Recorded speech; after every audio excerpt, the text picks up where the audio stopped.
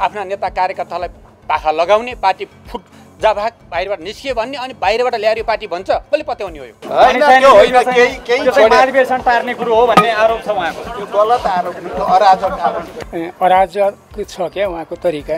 त्यो तरिका सर्वथा बेठिक छ। त्यो भारी माओवादीले पार्टीले बोक्न बोक्दैनौँ हामी।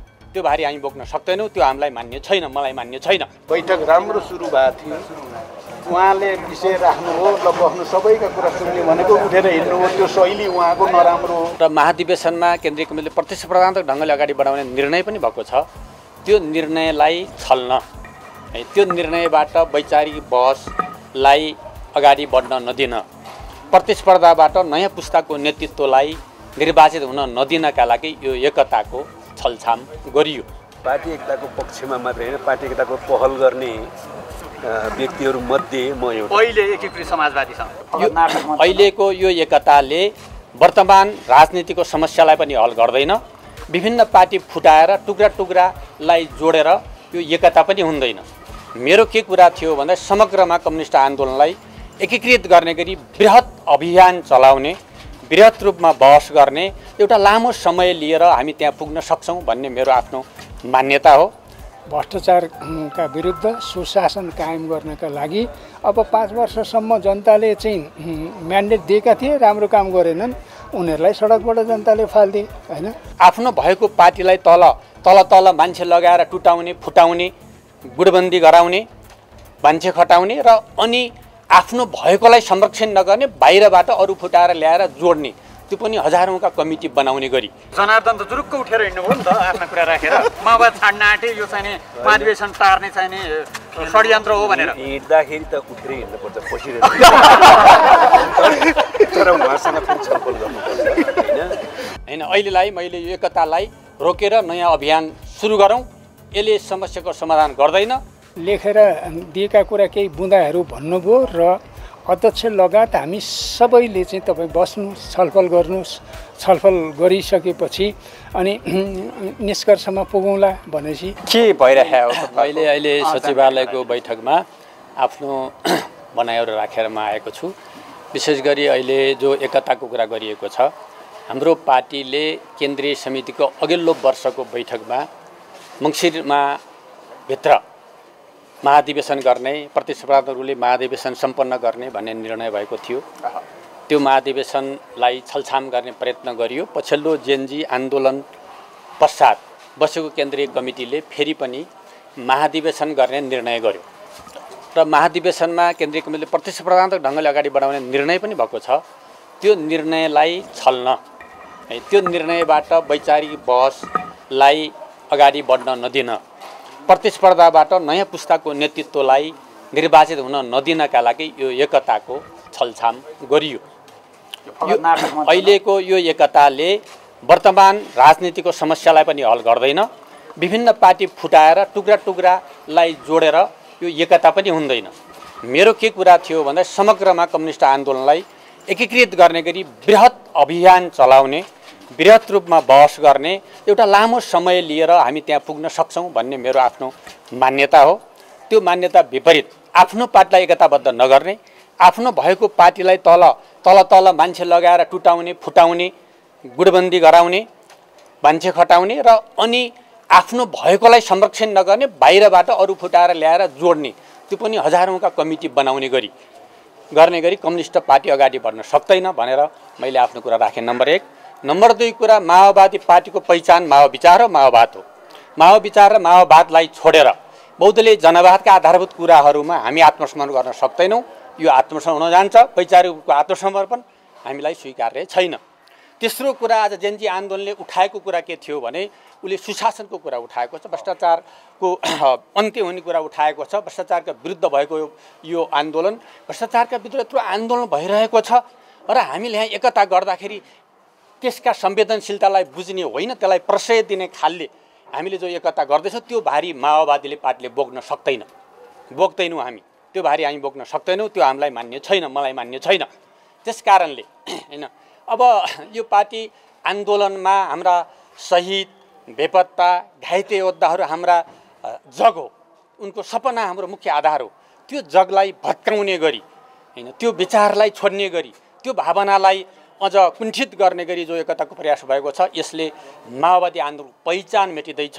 यसले झन् विसर्जनतिर लैजान्छ, वैचारिक रूपले विचलनतिर यसले देखाइरहेको छ। त्यसकारणले यो वैचारिक विचलन र विघटनतिर जाने एकता हामीले गर्नुहुन्न र हामीले आम रूपमा समग्र कम्युनिस्ट आन्दोलनलाई समाजवादी आन्दोलनलाई एकीकृत गर्ने गरी आम अभियान चलाउँदाखेरि 2-4-6 महिनाभित्र हामी एउटा नयाँ ठाउँमा पुग्न सक्छौँ।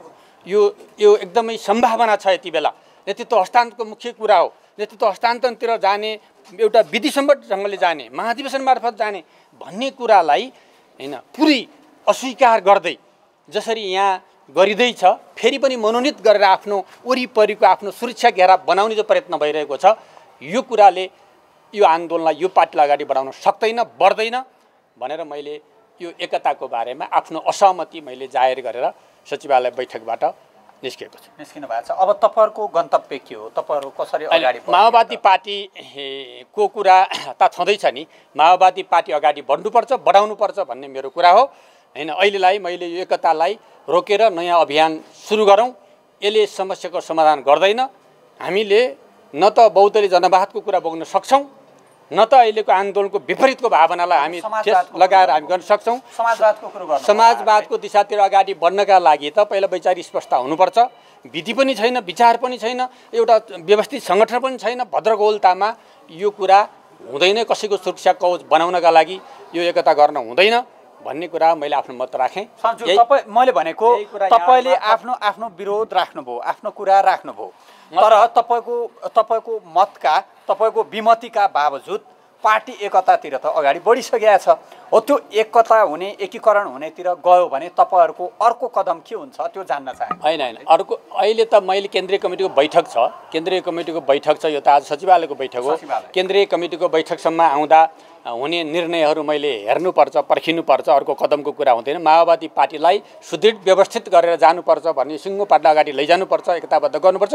आन्तरिक एकता, हामी भित्रको एकता हैन, आफैभित्र यहाँ भएका आफ्ना नेता कार्यकर्तालाई पाखा लगाउने, पार्टी फुट जाभाग बाहिरबाट निस्कियो भन्ने, अनि बाहिरबाट ल्याएर यो पार्टी भन्छ, कसले पत्याउने हो? यो पत्याउने कुरा होइन। त्यस कारणले यो पार्टी पहिला आन्तरिक सुदृढ नगरिकन एकता अहिले गर्ने बेला भएको छैन, गर्न हुँदैन भन्ने मैले मत राखेको छु। यहाँहरू मार्फत मैले यही कुरा गरेँ। धन्यवाद। पहिरो जाँदैन, माओवादीलाई सुदृढ गरेर लैजाने एउटा सङ्कल्प गर्दैछौँ। यसलाई त पहिरो जाने सङ्केतका रूपमा धन्यवाद। बैठकै छाडेर हिँड्नुभयो, यो त पार्टी अब पहिला पहिरो जाने भयो कि भन्ने देखियो कि? केही जाँदैन, सब एकजुट भएको छ हाम्रो पार्टी। सिसी मिटिङसम्म जनार्दन पनि एक हुनुपर्छ, हुन्छन् भन्ने हामीलाई विश्वास छ। उहाँले आज बैठक राम्रो सुरु भएको थियो, उहाँले विषय राख्नुभयो, ल बस्नु सबैका कुरा सुन्ने भनेको उठेर हिँड्नुभयो। त्यो शैली उहाँको नराम्रो हो, त्यो कसैलाई मनपर्ने शैली होइन। बसेर छलफल माओवाद छाड्ने भए महाधिवेशन टार्ने कुरो हो भन्ने आरोप छ उहाँको। त्यो गलत आरोप, अराजक आरोप। अरू डिटेलमा प्रवक्ताले भन्नुहुन्छ केही कारबाही हप्ता दिन पढ्दैन। टिक्न चाहिँ कहिलेसम्म टिक्छ?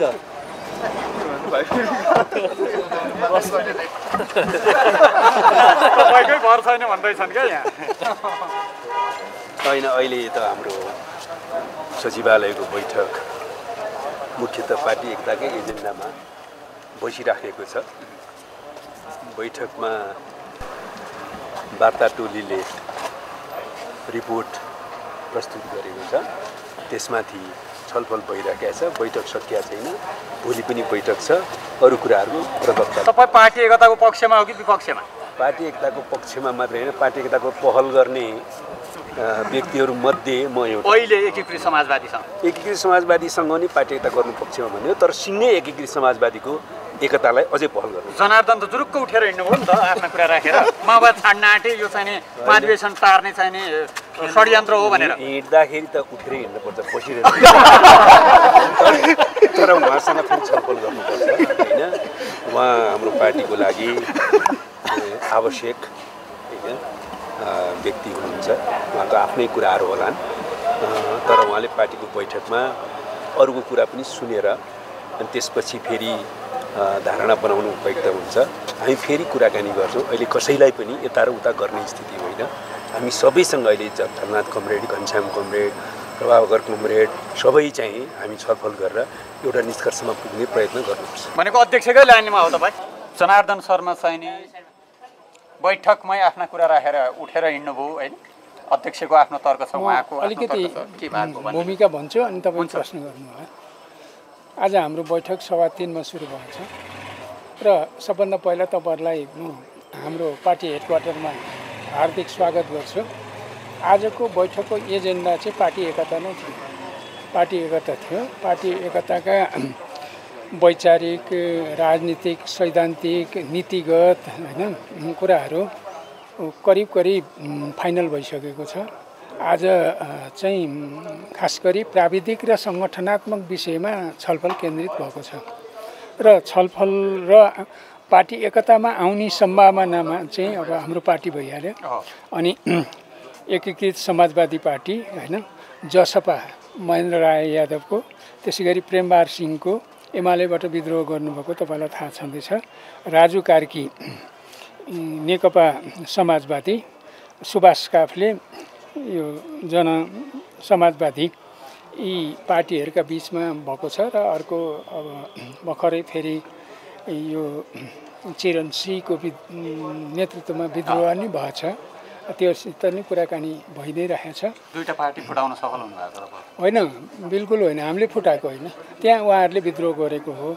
हामीले किन फुटाउँछौँ र हामीले त लाख प्रयत्न गरेको त सबै सोलो डोलो ल्याउनका लागि हो नि। हामीले विप्लव सिंहको पार्टीलाई पनि सोलो डोलो ल्याउन प्रयत्न गरेको, धेरै प्रयत्न गरेको। अनि यता एकीकृत समाजवादीको पार्टीलाई पनि सोलो डोलो ल्याउने नै प्रयत्न गरेको। कुनै कसर हामीले बाँकी राखेका छैन होइन। किनभने उहाँहरूको आफ्नो निर्णय चाहिँ अब निर्णायक हुन्छ नि त। हाम्रो प्रयत्नले पुगेन भनौँ न। अब हामी चाहिँ आज के निष्कर्षमा पुग्यौँ त भन्दाखेरि अब एकता ढिलो गर्नु हुँदैन।